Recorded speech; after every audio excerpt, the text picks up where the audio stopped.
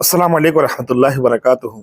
मेरे भाई बुजुर्ग दोस्तों, ये मुफ्ती अरशद देहली वाला की एक नई वीडियो आई है जिसमें उन्होंने कहा है, मौलाना साद साहब के ऊपर इल्ज़ाम लगाया है कि मौलाना साद साहब ने जो है ये बात गलत बयान की है। और इस क्लिप में जो है, पहले आप क्लिप सुने, उसके बाद मैं इसका आपकी तशरीह बताता हूँ कि मौलाना साद साहब ने कहा क्या है और मुफ्ती अरशद देहली वाला साहब जो है इसमें किस बात पर जो है अपनी बहस का मौजू बनाया उन्होंने, जबकि बात की हकीकत क्या है, मौलाना साहब का मंशा क्या है, मौलाना साहब जो है किस बात की दलील दे रहे हैं।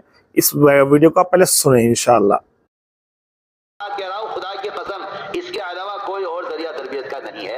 आप रिवाजी तरीके जितने चाहे आप जायज कहिए और उनका आप ढोल पीटिए, लेकिन खुदा की कसम एक वाहिद तरीका तरबियत का सिर्फ यही है कि हर नए से नए को मस्जिद में रखा जाए। इसके अलावा कोई तरीका तरबियत नहीं है। अगर कोई नया तरीका आप लाते हैं तो आपका घड़ा हुआ नया तरीका तरबियत। अगर आप कोई तरबियती कैंप और कोई तरबियती निज़ाम मस्जिद से हटकर कायम करते हैं तो ये आपका घड़ा हुआ तरीका तरबियत है। वरना अल्लाह की कसम जितने शोबे हैं दीन के, मदारिस हों, रवाया हों, खानकाएं हों, सबके लिए एक ही रास्ता है कि फकीर बनकर, मोहताज बनकर हिदायत के मस्जिद में आओ। और बगैर दलील शरई के मुतलक को मुक़य्यद किया। आप तो दुनिया के शोबों की और नए तरीकों की बातें कर रहे हैं। यहाँ तो मैं अर्ज करता हूँ कि वली कामिल चाहे हो कोई, लेकिन वो मस्जिद का मोहताज है। लोगों को अपनी मैं इस बात से पहले जो है आपको एक बात बोल देता हूँ कि मुफ्ती अरशद देहली वाला साहब जो है अपनी वीडियो तो बना रहे हैं, जब वीडियो बना रहे हैं और जो कुछ बात अपनी बोल रहे हैं तो फिर उसके जवाब देने के, सुनने के लिए भी जो है तैयार रहा करें।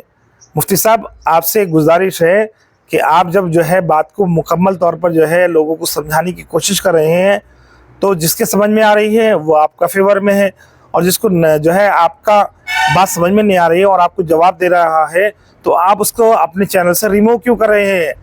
मेरे एक दोस्त है अहमद अली, उनकी वीडियो पर जाकर कमेंट्स कर रहे हैं। जब उन्होंने कमेंट्स करना शुरू किया तो मुफ्ती अरशद देहली वाला ने उनको रिमूव मार दिया। उन्होंने मुझसे शिकायत की क्योंकि वो यूट्यूब के माहिर नहीं हैं, यूट्यूब पर उनका जो है कोई ज़्यादा एक्सपीरियंस नहीं है।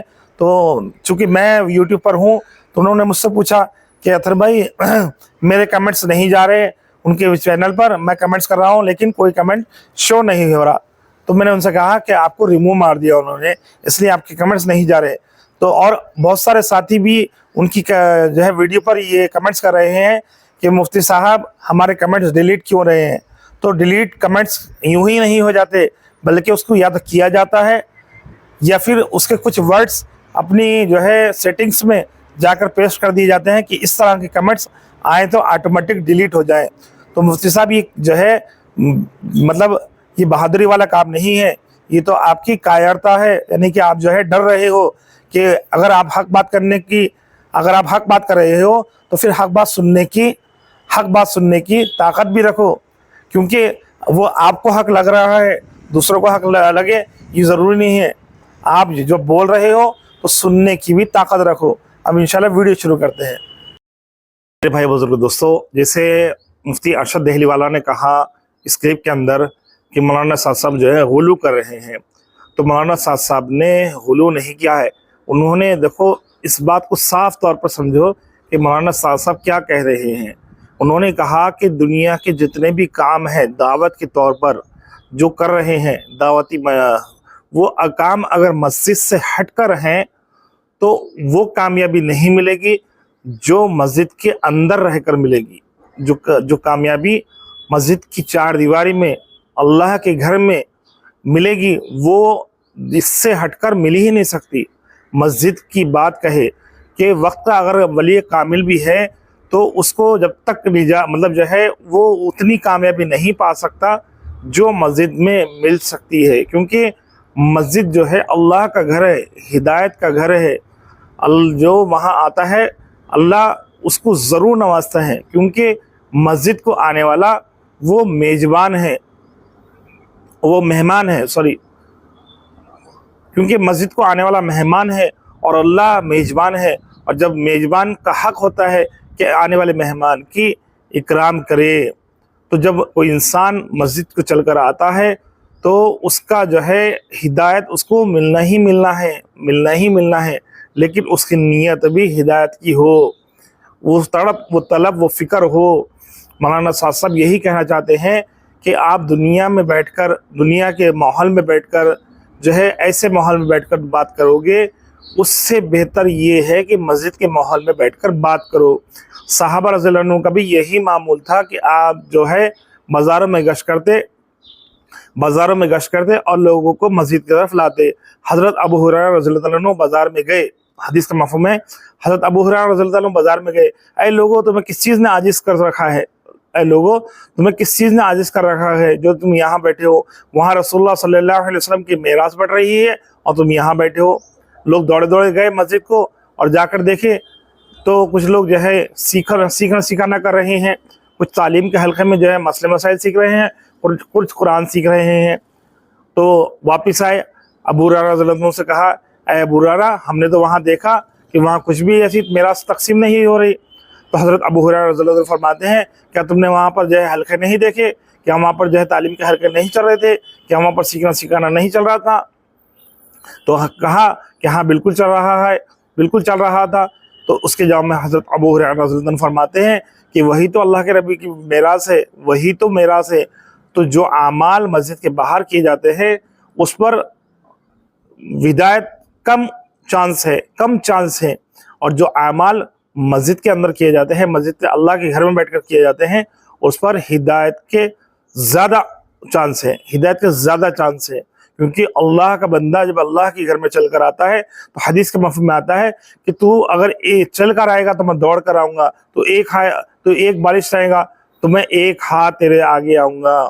تو اس بات سے کیا ظاہر ہوتا ہے کہ مسجد سے ہٹ کر جو بھی اعمال اس ہدایت کے ہیں اس میں وہ قوت نہیں جو مسجد میں رہ کر ہے۔ حضرت مولانا صاحب کی منشا وہ یہی ہے۔ اب میں آپ کو اس کے دلیل قرآن اور حدیث سے دیتا ہوں، اس کے بعد انشاءاللہ تھوڑی اور بات کریں گے۔ میں قرآنی دلیل دیتا ہوں کیونکہ مسجد جو ہے ہدایت کا مرکز ہے۔ نمبر 1، مسجد ہدایت کا مرکز ہے۔ مسجد صرف عبادت کا مقام نہیں بلکہ علم، تزکیہ، اپنے آپ کو پاک کرنا اور ہدایت حاصل کرنے کا بھی مرکز ہے۔ اس کی قرآنی دلیل کیا ہے؟ سورہ توبہ میں آیت نمبر جو ہے سورہ نمبر 9 اور آیت نمبر 18، اللہ کے مسجدوں کو وہی لوگ آباد کرتے ہیں جو اللہ اور آخرت کے دن پر ایمان رکھتے ہیں۔ اس آیت سے معلوم ہوتا ہے کہ مسجد ان لوگوں کا مرکز ہے جو ہدایت پر ہے۔ حدیث سے دلیل، رسول اللہ صلی اللہ علیہ وسلم نے فرمایا، مسجد اللہ کے گھر ہیں اور اللہ کے گھر میں آنے والا اللہ کا مہمان ہوتا ہے، اور اللہ اپنے مہمان کے ساتھ عزت کا معاملہ کرتا ہے۔ یہ ابن ماجہ کی حدیث ہے۔ اور ایک حدیث ہے جس کا جو ہے مفہوم ہے، جب لوگ اللہ کے گھروں میں سے کسی گھر میں جمع ہوتے ہیں، قرآن پڑھتے ہیں اور اس کا درس لیتے ہیں تو ان پر سکون نازل ہوتا ہے، انہیں رحمت ڈھانک لیتی ہے اور فرشتے انہیں گھیر لیتے ہیں اور اللہ ان کا ذکر اپنے پاس کرتا ہے۔ یہ صحیح مسلم کی حدیث ہے۔ نمبر 4، صحابہ کا زندگی کا عمل۔ صحابہ رضی اللہ عنہ نے مسجد کو صرف نماز کا مقام نہیں بنایا بلکہ وہیں سے ہدایت، علم، تزکیہ اور تبلیغ کا سلسلہ چلا۔ اس کا نتیجہ یہ نکلتا ہے کہ مسجد وہ مقام ہے جہاں سے ہدایت کا نور چڑھتا ہے، اور تبلیغ جماعت کا گشت، تعلیم اور بیان کا نظام بھی اسی لیے مسجد میں رکھا گیا ہے تاکہ لوگوں کو ہدایت مل سکے۔ تو جیسے آپ نے یہ بات سنی کہ قرآن سے بھی دلیل دیا میں آپ کے سامنے اور حدیث سے بھی دلیل دیا، کہ دونوں حدیث میں بات سامنے آ گئی کہ جو ہے اللہ کے گھر یعنی کہ مسجد وہ جگہ ہے جہاں پر اللہ جو ہے آنے والے مہمان کی میزبانی کرتا ہے، اور جو میزبان اللہ کی میزبانی کیا ہے کہ اللہ ہدایت سے نوازتا ہے۔ دیکھو، انسان کو مسجد سے بڑھ کر کوئی جگہ ایسی نہیں ہے جہاں وہ ماحول مل سکے جہاں پر ہدایت کے اعمال ہوتے ہیں۔ دنیا کے ہر کونے میں کوئی نہ کوئی عمل ایسا چل رہا ہے کہ جہاں پر دنیاوی اثرات اس کے اندر اترتے ہیں، اور مسجد میں صرف مسجد کے ہی اعمال ہوتے ہیں اور وہاں کی کیفیت الگ ہوتی ہے۔ کہ اس کی مثال یوں ہے کہ جب انسان جمعہ کے بیان میں بات سنتا ہے، جو بیان سنتا ہے تو اس کا دل نرم ہو جاتا ہے، اس کے اندر ایک الگ کیفیت پیدا ہو جاتی ہے جمعے کے بیان میں۔ لیکن جمعے کے بیان کے بعد جیسے ہی وہ باہر نکلتا ہے اس کے دل کی کیفیت چینج ہو جاتی ہے، جو اس نے سنا وہ اس کے اندر سے وہ کیفیت چلی جاتی ہے۔ تو اسی طرح مسجد کے اندر رہ کر بات سننے میں اور مسجد کے باہر رہ کر بات سننے میں بہت بڑا فرق ہے۔ बहुत बड़ा फ़र्क है। मौलाना साद साहब यही कहना चाहते हैं कि अल्लाह ने हिदायत का मरकज़ वो मस्जिद को रखा है कि जो मस्जिद पर चल कर आता है उस आने वाले की मिसाल उस मुजाहिद की तरह है जो अल्लाह के रास्ते में जिहाद करने निकला है। तो मौलाना साद साहब की मंशा यही है कि मस्जिद ही एक ऐसा मुकाम है कि जहाँ पर अल्लाह ने हिदायत के ज़्यादा असबाब रखे हैं। और मुफ्ती साहब जो है इस बात को साबित करना चाह रहे हैं कि दावत के काम ही से जो है हिदायत मिलेगी, दावत व तबलीग के काम से ही हिदायत मिलेगी। मौलाना साद साहब ने तो इस तरह कुछ नहीं कहा, उन्होंने यही कहा कि मस्जिद ही से बेहतर कोई जगह नहीं है, और इसकी जो है दलील भी आपके सामने पेश कर दी गई। और रही बात दावत की, तो इससे बेहतर किसकी बात हो सकती है? अल्लाह खुद फरमा रहे कुरान की आयत में, इससे बेहतर किसकी बात हो सकती है जो अल्लाह के बिछड़े हुए बंदों को अल्लाह से मिलाए, सारे नबियों का काम एक ही है, सारे नबियों को अल्लाह ने एक ही काम के लिए भेजा, वो क्या था? दावत ही एक ऐसा जरिया है जिससे निजात मिल सकती है। अब मौलाना साद साहब ये नहीं कहे कि दावत व तबलीग यानी जमात के काम में लगकर ही निजात है, बल्कि हजरत जी ने कहा कि दावत ही निजात का जरिया है। अब दावत किस शोबे से देते हो वो आप पर डिपेंड है, लेकिन इसमें एक चीज़ और करने वाली है कि आज के दौर में जो मेजॉरिटी है इस काम की, दावत वाले काम की मेजॉरिटी है, वो इस वक्त तबलीग जमात में मिलेगी आपको। और जब माहौल मिलता है तो माहौल में आदमी माहौल के जैसा हो जाता है। तो इससे बेहतर और कौन सी बात हो सकती है, यानी कि इससे बेहतर और कौन सी जमात हो सकती है जहाँ सिर्फ दावत ही की बात की जाती है। देखो, इंसान इस जमात से हटकर दावत देगा, दावत तो मुकम्मल होगी इनफरादी तौर पर, लेकिन वो कैफियत हासिल नहीं होती। इसकी खुद मेरे को एक्सपीरियंस है कि जमात में रहकर दावत देने में और इनफरादी तौर पर दावत देने में बहुत बड़ा फ़र्क है। दावत का काम तो जमात से हटकर भी होगा, और क्योंकि ऐसा नहीं है कि बहुत सारे उलेमा जो हैं अपने इनफरादी तौर पर दावत देते हैं, तो वो दावत के काम में ही है। हज़रत मौलाना साहब जो है यही कहना चाह रहे हैं कि दावत दो, चाहे इनफरादी तौर पर दो, चाहे इज्तिमाई तौर पर दो, लेकिन लफ्ज़ दावत दो, क्योंकि नबियों का काम भी दावत देना ही था। नबियों ने अपनी ज़िंदगी से शुरुआत से लेकर और उनकी इस दुनिया से वफ़ात पाने तक सिर्फ दावत ही दी, क्योंकि अल्लाह के नबी जो भी जितने भी पैगम्बर आए सबको एक ही मिशन दिया जाता था कि दावत लोगों तक पहुंचाना। तो मौलाना साहब भी तो वही कहना चाह रहे हैं कि भाई दावत दो। और कुरान के अंदर खुद सूरह असर में जो है अल्लाह खुद कसम खाकर, जैसे बार बार वो मौलाना साहब की कसम का जो है हवाला दे रहे हैं कि मौलाना साहब कसम खाते हैं, तो मौलाना साहब तो कसम खाते हुए हैं, लेकिन अल्लाह तो खुद कसम खा रहा है ना सूरह असर में कि ज़माने की कसम खाए नहीं खाए, ये अल्लाह के वो लोग सब लोग खसारे में हैं सिवाय उन लोगों के जो नेक अमल करें, ईमान लाए और एक दूसरे की हक की दावत दिए। तीसरा पॉइंट यही है कि वही लोग कामयाब हैं जो एक दूसरे को हक की दावत दिए। 3 बार रिपीट करूंगा मैं। और फिर उस पर सब्र किए, क्योंकि दावत देने पर तकलीफ आती है। उलमा इस बात की तफसीर करें कि जब इंसान हक की दावत देगा तो उस पर हालात आएंगे, तो उस पर सब्र भी करना है।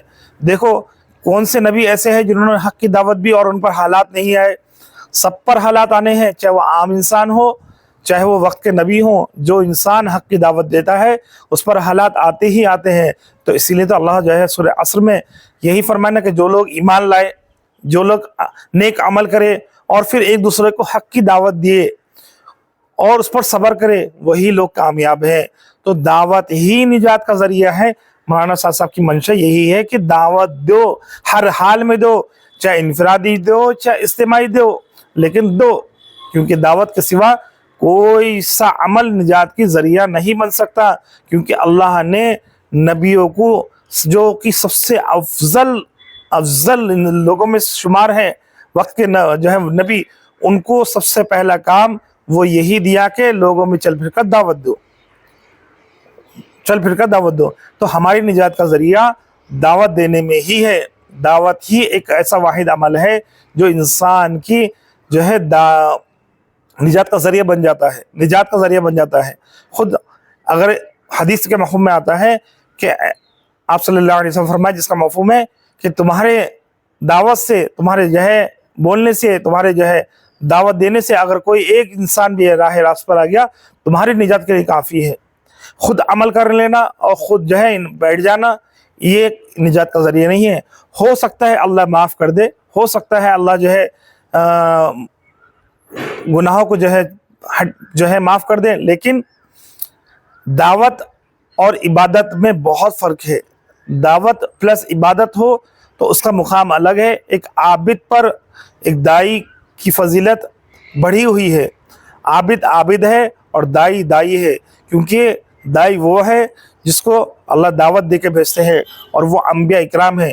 یعنی اس کا مطلب یہ ہے کہ جو دعوت والا کام کرے گا وہ اس کے اندر وہ صفات اللہ نے رکھے ہیں کہ جو انبیاء میں ہوتے ہیں. یعنی کہ نبوت والا کام، نبوت والے صفات، نبی نہیں ہے، وقت کا نبی نہیں ہے، لیکن نبوت والے صفات، دعوت دینے والے صفات، اللہ دعوت کا کام، دین کا کام اسی سے لیتا ہے جس کے اندر وہ صفات رکھتا ہے.